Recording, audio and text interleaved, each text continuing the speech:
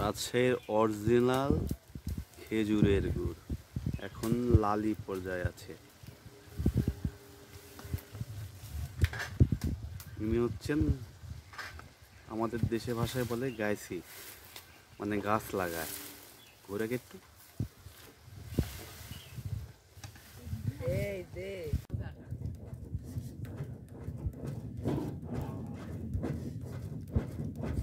Original খেজুরের গুড়।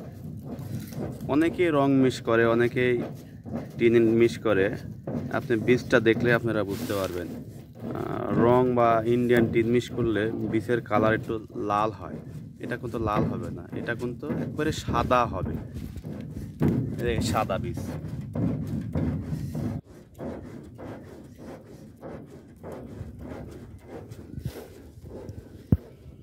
আপনারা যে পাতাগুলো দেখছেন, এই পাতাগুলো কিন্তু গুড়কে স্যান্ড করার জন্য দেওয়া হয়েছে।